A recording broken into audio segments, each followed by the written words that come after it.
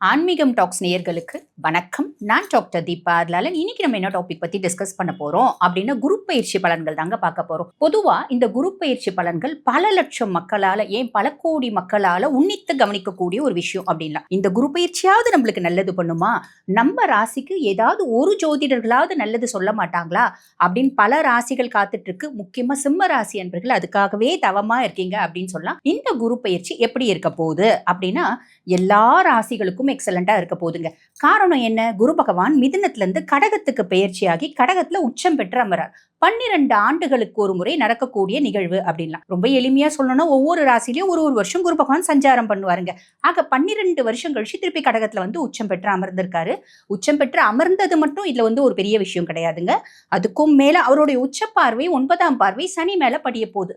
ஆக சனி பகவான் யார் யாருக்கெல்லாம் கெடுக்கணும் அப்படின்னு கங்கணம் கட்டின்னு இருக்காரு. மேஷ ராசி அன்பர்களுக்கு 7 நாட்டு சனி, அதே மாதிரி பாத்தீங்கன்னா சிம்ம ராசி அன்பர்களுக்கு அஷ்டம சனி, கன்னி ராசி அன்பர்களுக்கு கண்டக சனி, அதுக்கும் மேல தனுர் ராசி அன்பர்களுக்கு வந்து பாத்தீங்கன்னா அர்த்தாஷ்டம சனி, கும்பத்துக்கு பாத சனி, ஜென்மத்துக்கு மீன சனி.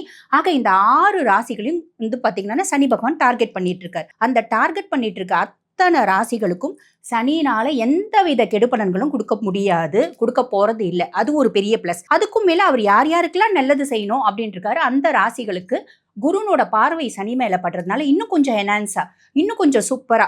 சனி பொதுவா வந்து பாத்தீங்கன்னா மந்தன், முடவன். ஆக மந்தமா அவர் வந்து செயல்படுறதை விட ரொம்ப உத்வேகத்தோட ரொம்ப வேகமா செயல்பட போறாரு. ஆக எல்லா ராசிகளுக்கும் எக்ஸலண்டா இருக்க போகுது. ஒவ்வொரு ராசிகளுக்கும் என்னென்ன மாதிரி பலன்கள் வரப்போகுது சட்டுன்னு பார்த்துடலாம். துளாராசி அன்பர்கள், உங்களுக்கு இந்த குரு பயிற்சி எப்படி இருக்கு அப்படின்னா, நிறைய துலாம் வந்து பாருங்க பல வருடங்களா தீராத கடன் பிரச்சனை, அதே மாதிரி நோய் என்ன தின்னுதுமா எல்லாமே இருக்கு. ஆனா நோய் வந்து பாத்தீங்கன்னா குணமே ஆகாத நோய் டாக்டர் சொல்லிட்டாங்க. நாங்களும் குணமாகிற கூடிய நோய் தான், நாங்களும் வைத்தியம் பண்ணிட்டே இருக்கோம், பெருசா அதுல இருந்து எங்களுக்கு விமோச்சனம் அப்படின்னு கிடைக்கலாமா. இப்படி நிறைய துலாம் வந்து பாருங்க குடும்பத்துல இருக்க பிரச்சனை, குழந்தைகளால பிரச்சனை, கணவன் மனைவியிட பிரச்சனை, அதே மாதிரி பாத்தீங்கன்னா இதெல்லாம் கூட எங்களுக்கு மேட்டர் இல்லை, ஹெல்த் இஷ்யூஸ் ரொம்ப சாலிடா இருக்கு, இதனால நாங்க கடுமையான மன உளைச்சலுக்கு ஆளாகியிருக்கோம் அப்படின்னு சொல்லக்கூடிய துளாராசி அன்பர்கள் கவலைப்படணும் அப்படின்ற அவசியமே இல்லை. ஏன்னா சனி பெயர்ச்சியே உங்களுக்கு வந்து பாத்தீங்கன்னா சனி ரோக சனியா இருக்காரு. கடன் நோய் எதிரி இல்லாத உங்களுக்கு ஒரு வாழ்க்கையை கொடுக்கணும் அப்படின்னு அவர் முடிவு பண்ணிட்டார். ஆனா சனி பகவானை பொறுத்த வரைக்கும் அவரோட குணாதிசயம் என்ன? ஸ்பூன் ஃபீட் பண்ண மாட்டார். அதுக்கான முயற்சிகளை நீங்க எடுக்கிறீங்க அப்படின்னா அந்த முயற்சிகள் பலிதமாகும். கவலைப்படணும் அப்படின்ற அவசியம் இல்லை. அதுக்கும் மேல சனி பகவானுக்கு ரொம்ப பிடித்தமான ராசி நீங்க அப்படின்னு தான் சொல்லணும். காரணம் ராசியாதிபன் சுக்கிரனா இருந்தாலும் சனி பகவான் உச்சமடையக்கூடிய ராசி நீங்க. ஆக கொஞ்சம் முயற்சி பண்றீங்க அப்படின்னா எல்லாமே பலிதமாகும். அதுக்கும் மேல முயற்சி அப்படின்றது உங்ககிட்ட கேட்டுதான் கத்துக்கணும். காரணம் என்ன அப்படின்னா, பொதுவா வெட்டு 1 துண்டு 2 மத்த ராசி அப்படின்னா, துலா மட்டும் வெட்டு 1 துண்டு 10. பெர்ஃபெக்ஷனிஸ்ட் அப்படின்ற வார்த்தை உங்களுக்கு தான் பொருந்தும். ஸோ அப்படிப்பட்ட துளாராசி அன்பர்கள் இப்ப குரு பகவான் வந்து பாத்தீங்கன்னா 10ல வந்து அமர்ந்திருக்காரு. பொதுவா ஜோதிடத்துல ஒரு பழமொழி உண்டு, 10ல் குரு பதவி பறி போகும் அப்படின்னு. ஆக பதவி போயிடுமாமா, முடிஞ்சிடுச்சா, லிட்ரலி வி ஆர் கோனா அப்படின்னு யோசிக்காதீங்க. இது என்ன ஆஸ்பெக்ட்ல நீங்க எடுத்துக்கணும் அப்படின்னா, வேலை செய்யற இடத்துல ஏகப்பட்ட ப்ரெஷர்ஸ் இருக்குங்க. அந்த ப்ரெஷர்ஸை நம்ம ஓவர் கம் பண்ணணும் அப்படின்றது தான் அர்த்தம். ஏன் ப்ரெஷர் வருது? நான் 15 வருஷமா இந்த இடத்துல தான் வேலை செய்யறேன், 10 வருஷமா இதே இடத்துல தான் வேலை செய்யறேன், இதே டெசிக்னேஷன்ல தான் இருக்கேன் அப்படின்னா இந்த காலகட்டம் வந்து பாருங்க உங்களுக்கு சனியோ ரோக சனியா இருக்கா, அதே மாதிரி ராகு 5ஆம் பாவம், ராகு 5ஆம் பாவம் நெகட்டிவும் இருக்கு, பாசிட்டிவும் நிறைய இருக்கு. அப்ப கேது 11ஆம் பாவம், இதெல்லாம் என்ன உங்களுக்கு சுட்டி காட்டுது அப்படின்னா, உங்களுக்கு ஒரு இடத்துல இருந்து இன்னொரு இடத்துக்கு நீங்க வந்து வேலை மாற்றமா போகலாம். அந்த இடத்துல உங்களுக்கு வந்து பாத்தீங்கன்னா புதுசா அடாப்டபிலிட்டி ப்ராப்ளம் அப்படின்றது வரலாம். 10ல் குரு பதவி பறி போகும் அப்படின்றது இன்னொரு ஆஸ்பெக்ட்ல எப்படி எடுத்துக்கலாம்னா, நம்ம ஒரு கன்சர்ன்ல வேலை செய்யறேன், நான் வந்து ஒரு மேனேஜருக்கு பிஏவா இருக்கேன் அப்படின்னு வச்சுக்கோங்களேன். இந்த காலகட்டம் எனக்கு அந்த ஹையர் அஃபிஷியல் போஸ்ட், அதாவது மேனேஜரான போஸ்ட் கொடுக்குறாங்க.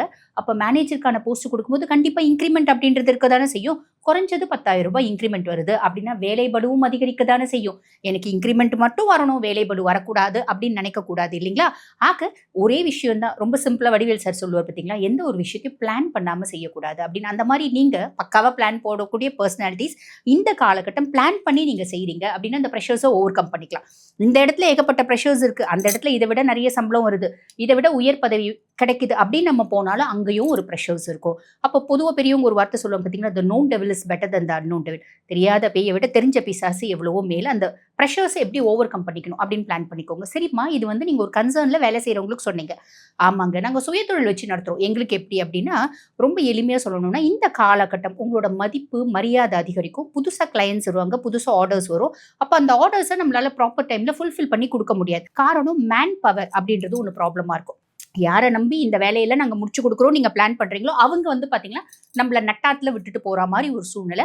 அப்ப ரொம்ப எளிமையா சொல்லணும் அப்டின்னா, இந்த டெம்பரரி மேன் பவர் அப்டின்றத நீங்க ஹையர் பண்ணி வச்சுக்கோங்க. வச்சுக்கிட்டீங்க அப்டின்னா, உங்களோட வேலைய நீங்க பெர்ஃபெக்ட்டா செய்ய முடியும். உங்களோட ஆர்டர்ஸ பெர்ஃபெக்ட்டா ஃபினிஷ் பண்ணி சொன்ன நேரத்துல உங்களால குடுக்க முடியும் அப்டின்றத ஞாபகம் வச்சுக்கோங்க. அதே மாரி உங்களோட தம்பி, தங்கச்சியினோட சப்போர்ட் அப்டின்றது கிடைக்கும். முயற்சிகள் தீவிரப்படுத்தும்போது, முயற்சிகள் அனைத்தும் வெற்றி அடையும். கவலைப்படணும் அப்டின்ற அவசியமே இல்லைங்க.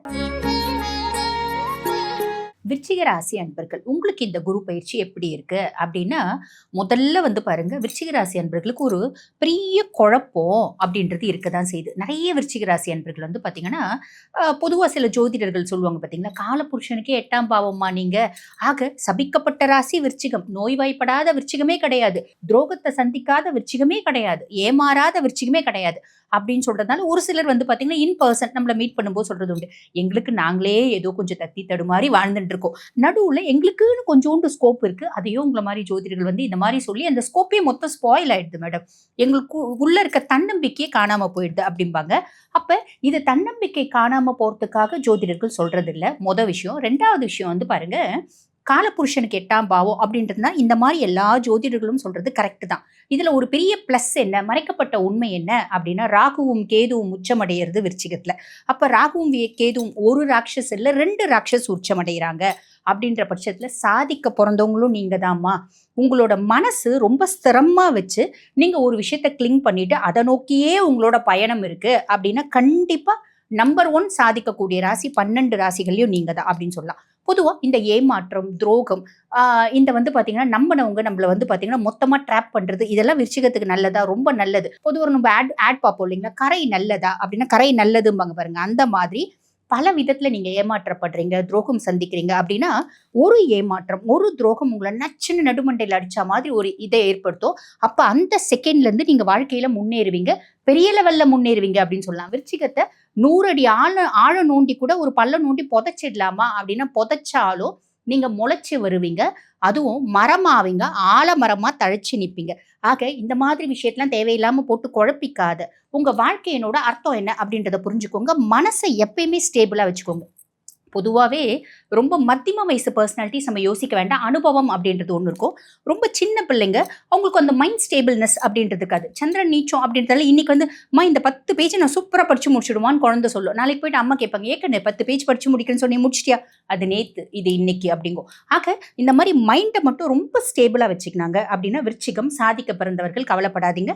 இந்த குரு பயிற்சி எப்படி இருக்கு? ஆல்ரெடி சனியே உங்களுக்கு நல்லா தானமா இருக்கான். பஞ்சம சனியா இருக்கான். பஞ்சங்களை எல்லாம் போக்கக்கூடிய பொசிஷன்ல இருக்கான்.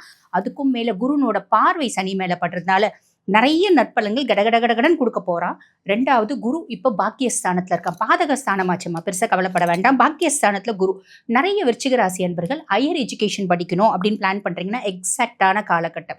ஓகேங்களா? அப்பானோட ஆரோக்கியத்துல நல்ல முன்னேற்றம் அப்படின்றது வரும். விருச்சிக ராசி புள்ளை பெத்ததுனாலே அப்பானோட சொல்வாக்கு, செல்வாக்கு, கௌரவம், மரியாதை அதெல்லாம் அதிகமாகும். அதே மாதிரி உங்களுக்கு சின்ன அளவிலாவது ஒரு மாலை, மரியாதை, அந்தஸ்து, அவார்டு, ரிவார்டு எல்லாமே கிடைக்கக்கூடிய ஒரு யோகங்க. வெளிநாடு போயிட்டு ஹையர் எஜுகேஷன் படிக்கிறது, வெளிநாடு போயிட்டு நம்ம வந்து பாத்தீங்கன்னா வேலை பார்க்கறது, வெளிநாடு போயிட்டு படிச்சுட்டே சம்பாதிக்கிறது, இப்படி நிறைய பிராப்தம் அப்படின்றது உண்டுங்க. அதுக்கும் மேல வந்து பாருங்க, ரொம்ப நாளா ஒரு விஷயத்த நான் ஆசைப்பட்டுட்டு இருந்தேங்க. கிடைக்குமா கிடைக்குமான்னு யோசிச்சுட்டே இருந்தேன். அந்த ஒரு விஷயம் இப்ப கிடைச்சிச்சுங்க. நான் பல ஆயிரம் விஷயம் ஆசைப்பட்டேங்க.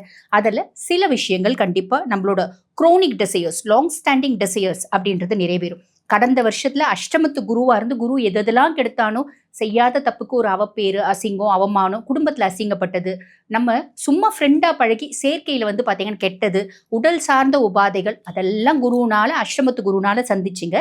இப்ப அதே குரு பாக்கிய குருவா இருந்து எல்லா விதத்திலையும் குட் லக்கு, ஃபார்ச்சூன் அப்படின்றது கொடுக்க போறான். ரொம்ப நாள் கழிச்சு குடும்பத்துல நிம்மதி, சந்தோஷம் அப்படின்னு வரப்போது. நிறைய விருச்சிக ராசி அன்பர்களுக்கு குழந்தை பேரு அப்படின்றது கிடைக்க போகுது. காதலால பல ஏமாற்றங்களை சந்திச்சுங்க. இப்போ உத்தமமான பிள்ளை என் வாழ்க்கையில வந்துச்சு. அந்த காதல் திருமணமா மாறக்கூடிய பிராப்தம் உண்டு. ஆன் தி ஹோல் விருச்சிகத்துக்கு எப்படி இருக்கு? எக்ஸலண்ட்டா இருக்கு. மைண்ட மட்டும் ரொம்ப ஸ்டேபிளா வச்சு நீங்க முயற்சி பண்றீங்க அப்படின்னா சாலிடா சக்சஸ் ஆவீங்க. இப்ப நான் உங்களுக்கு சொன்ன பலன்கள் வந்து பார்த்தீங்கன்னாங்க, பொதுவான குரு பயிற்சி பலன். இந்த பதிவ பார்த்துட்டு இருக்கவங்க, "அம்மா எங்களோட சுய ஜாதகத்துல நீங்க சொன்ன அத்துணையும் நடக்குமா?" அப்படின்னா, சுய ஜாதகத்துல தசை என்ன தசை நடக்குது அப்படின்னு பாருங்க. தசநாதன் என்ன பாவத்துல இருக்கான்? வீடு கொடுத்தவன், நட்சத்திர சார வாங்கினவன், இப்படி பல விதத்தில் நம்ம கால்குலேட் பண்ணோம். சுபனோட பார்வை இருக்கா, இல்லை பாபரோட பார்வை இருக்கா, இல்லை கன்ஜங்ஷனில் இருக்காரா, இதெல்லாம் அனலைஸ் பண்ண தெரியும் அப்படின்னு அனலைஸ் பண்ணிட்டு தசநாதன் எக்ஸலண்ட்டாக இருக்கா அப்படின்னா 100% நாங்கள் சொன்னது நடக்குங்க. எங்களுக்கு பெருசாக தெரியலைங்க, அனலைஸ் பண்ணலை அப்படின்னாலும், ஜாதகமே எங்களுக்கு தெரியலைங்க, எங்கள் வீட்டில் சொன்னாங்க இந்த ராசி அப்படின்னாலும் நாங்கள் சொன்னது சாலிடாக 40 to 50% நடக்கும். புரியுதுங்களா? இந்த பதிவை பார்த்துட்டு இருக்கோங்க, அம்மா நாங்கள் வாழ்க்கையில் பல முக்கியமான விஷயத்த முடிவெடுக்கும் தருணத்தில் இருக்கோம். ரொம்ப நாளாக எங்கள் குடும்பத்தில் வந்து பார்த்திங்கன்னா பிரச்சனைகள் அப்படின்றது இருந்துகிட்டே இருக்குது. சில ஜோதிடர்கள் சொல்கிறாங்க எங்களுக்கு வந்து பார்த்திங்கன்னா குலதெய்வம் சாபம் இருக்குது, குலதெய்வம் தோஷம் இருக்குது, அதே மாதிரி பார்த்திங்கன்னா பித்ருக்களோட தோஷம் இருக்குது, குலதெய்வம் சாபம் விடாதுமா, குலதெய்வம் தோஷம் வேணா இருக்கலாம், பித்ருக்களோட சாபம், பித்ருக்கள் சாபம் விட மாட்டாங்க. இந்த மாதிரி ஏதாவது ஒரு பிரச்சனை இருக்குது அப்படின்னாலும், குடும்பத்தில் எப்போ பாரு நிம்மதி இல்லைங்க, எப்போ தான் எங்கள் குடும்பத்துக்கு நிம்மதி வரும் அப்படின்றது உங்கள் கேள்வியாக இருந்தாலும், எப்போம்மா நாங்கள் வீடு கட்டுவோம் இது உங்களோட கேள்வியாக இருந்தாலும், எப்போம்மா எங்களுக்கு திருமணம் நடக்கும் இது உங்களோட கேள்வியாக இருந்தாலும், இந்த மாதிரி பல கேள்விகள் பல பிரச்சனைகள் ஒரு குடும்பத்துலையும் இருக்க தான் செய்யுது. ஆக உங்களோட பிரச்சனைகள் எதுவாக இருந்தாலும் உங்கள் சுய ஜாதகத்தை பார்த்து உள்ளதை உள்ளபடியே வந்து நம்மளால் சொல்ல முடியும். அந்த மாதிரி சுய ஜாதகத்தை அனலைஸ் பண்ணணும், முக்கியமாக என்கிட்ட பண்ணணும் அப்படி நீங்கள் விருப்பப்படுறீங்க அப்படின்னா, நான் பேசிகிட்டு இருக்கும்போது எங்களோட வாட்ஸ்அப் நம்பர் கொடுத்துருப்பாங்க, அந்த வாட்ஸ்அப் நம்பருக்கு கால் பண்ணி அப்பாயின்மெண்ட் ஃபிக்ஸ் பண்ணி என்கிட்ட பேசிக்கலாமா.